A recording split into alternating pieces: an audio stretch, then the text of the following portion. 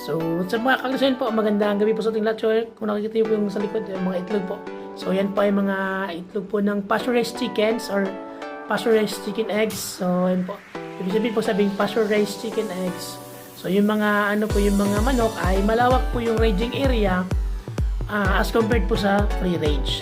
So, yan po yung mga itlog nila. So, ibig sabihin po, kain sila ng mga insekto, mga dahon-dahon at mga damo. Yan po. So, napaka-healthy po niyan.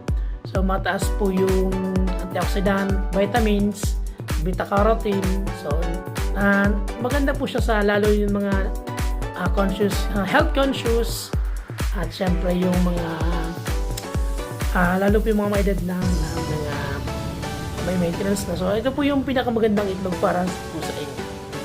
Syempre, i-share ko po sa inyo, syempre may magtatanong, ano ba yung pinapakain nating feeds para po sa ating mga manok. So, ipapakita ko po sa inyo. Bale, ayan po, kung makikita nyo bago pong bilihan. So, Bimig Essential Layer 1 feed. So, napaka-solid po niyan kasi maganda yung napuproduce na egg yolk, marami yung itlog at malalaki po yung itlog na napuproduce.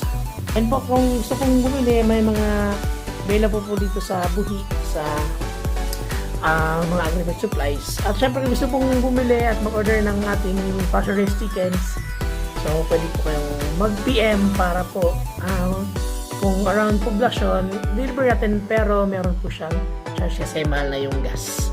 So, ayun po. At syempre, wag po tayong maniniwala dun sa mga sinasabi na organic wherein na hindi daw pinapakain ng feeds. So, hindi po yun totoo kasi kapag po hindi pinakain ng feeds ang mga manok, hindi po yun mangingitlog ng maayos. So, kailangan pa rin pong may feeds. Pero, ang gaganda lang po dito sa produce namin is pasture-raised eggs nga po siya. So, malaya po yung manok, malawak po yung foraging area nila. So, ito nakakain pa rin po ng mga natural na pagkain. At syempre, healthy po yung mga napuproduce nilang itlog. So, yun lamang po and happy farming.